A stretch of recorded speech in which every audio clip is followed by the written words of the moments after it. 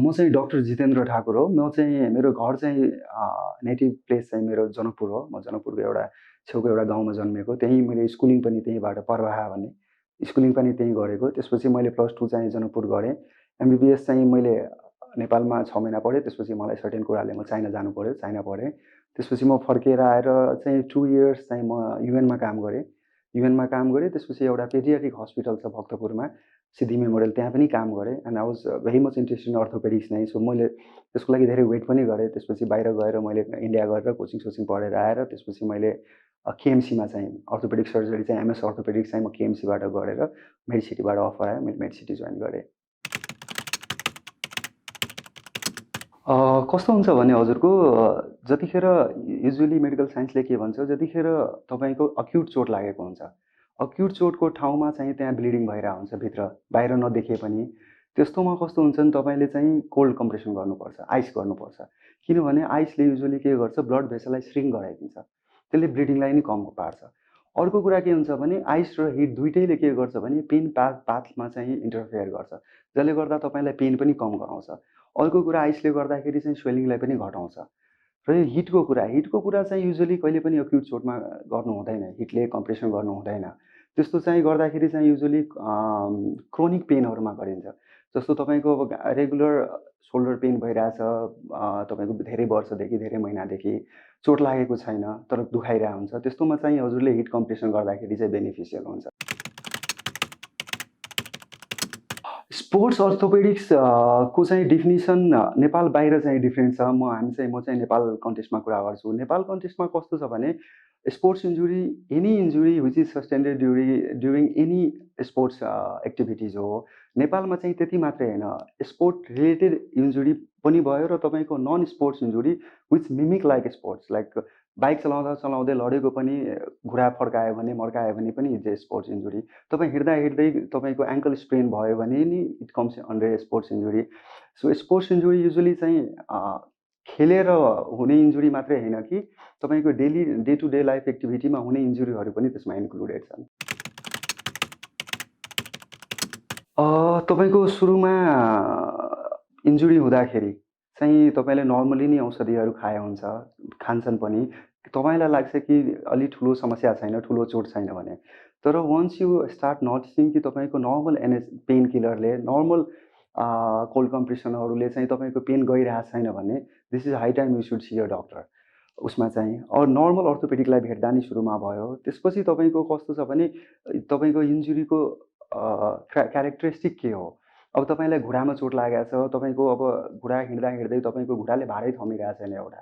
घुँडामा तपाईँको चाहिँ त्यो ब्यालेन्स हुन्छ, त्यो ब्यालेन्स गर्न सकिरहेको छैन। तपाईँ यङ हुनुहुन्छ, तपाईँको घुँडाको पेन लाइक लङ ब्याक तपाईँको एक्सिडेन्ट भएको थियो तर तपाईँको घुँडाको पेन अझै गएको छैन। तपाईँ अझै पनि केही गर्दाखेरि तपाईँलाई घुँडा सुन्निएर आउँछ, दुखेर आउँछ। त्यस्तो छ भने तपाईँले चाहिँ स्पोर्ट्स अर्थोपेडिक सर्जनलाई भेटिहाल्नुपर्छ। रेगुलर स्पोर्ट्स गर्नेलाई चाहिँ you should have a physiotherapist, चाहिँ इट्स अ मस्ट।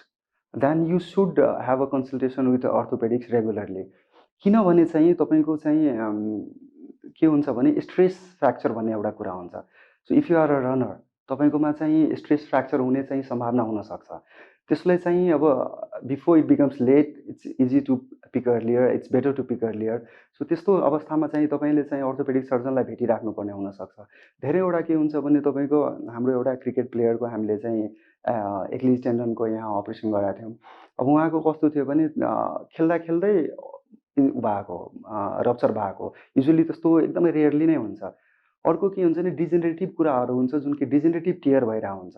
सो त्यस्तोमा तपाईँलाई चाहिँ अर्ली पिक गरेको राम्रो हुन्छ। तपाईँलाई जस्तो घुँडा दुख्न मात्रै स्टार्ट भएको छ तर तपाईँलाई लाग्छ कि खासै प्रब्लम त छैन, केही इन्जुरी पनि भएको छैन, मैले लडाए पनि छैन, मेरो खासै ग्रेभियस कुनै ऊ पनि भएको छैन, तर त्यही मात्रै पनि एउटा न्यू हुनसक्छ। त्यस्तोमा चाहिँ तपाईँले रेगुलरली जानुभन्दा पनि तपाईँलाई अलिकति बडीमा अनयुजुअल जस्तो भइरहेछ भने चाहिँ it's better to get an consultation. Broken bone हुँदाखेरि अब डक्टर कहाँ पुग्नुभन्दा अगाडिको कुरा सोध्नुभयो तपाईँले।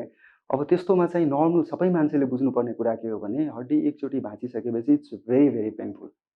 सो तपाईँसँग कुनै वेमा कुनै पनि पेन किलर छ, नट इन्जेक्टेबल, ओरली कुनै छ भने पनि तपाईँ दिनुहोस् बिरामीलाई। त्यही नजिकै पाउन सक्छ, हस्पिटल जानु अगाडि त्यो दिँदा बेटर। अर्को के हुन्छ जहिले पनि त्यो ब्रोकन बोनलाई स्टेबलाइज गरिदिनुपर्छ।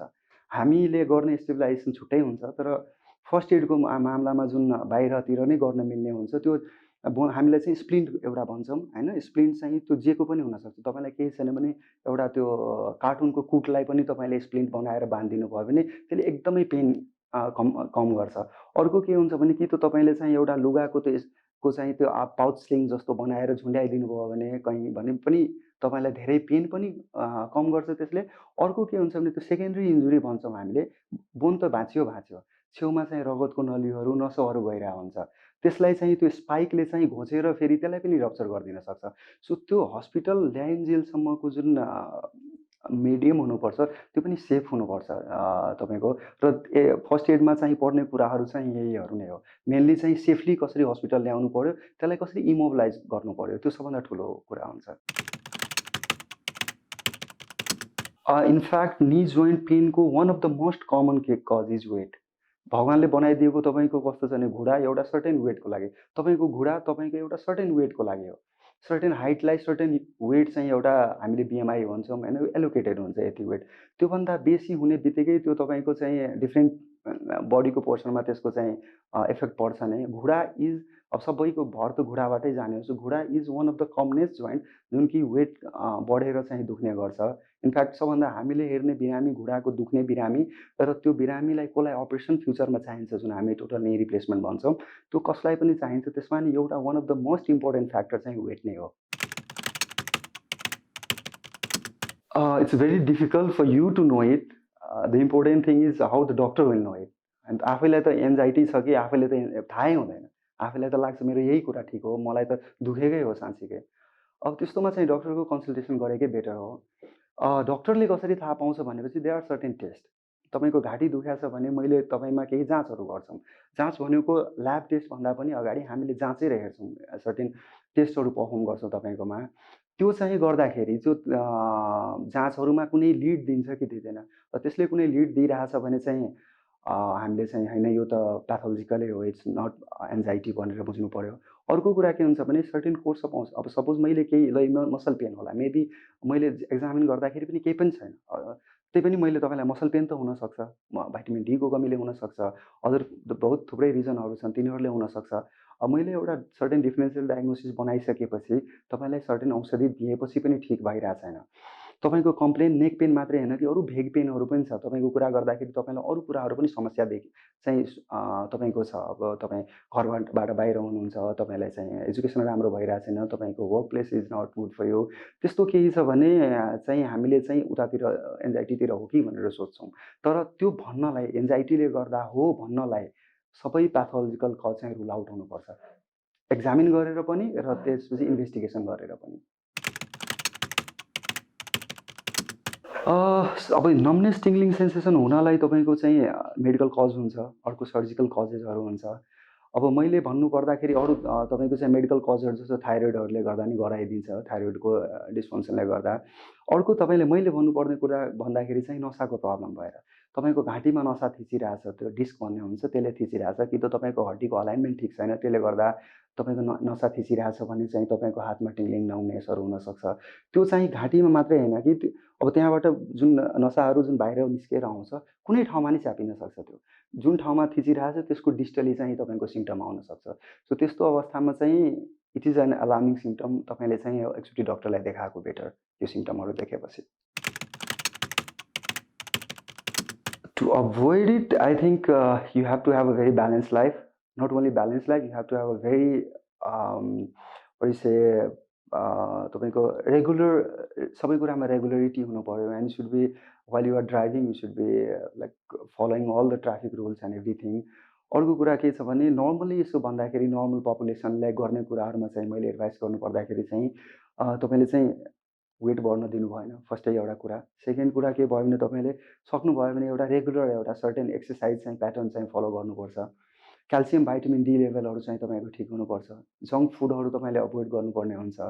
अर्को कुरा तपाईँको चाहिँ रेगुलर एउटा कुनै सिम्टम देखेपछि अर्लिएस्ट पोसिबल चाहिँ तपाईँले डक्टरलाई पनि भिजिट गर्नुपर्ने हुन्छ, एडभाइस लिनुपर्ने हुन्छ।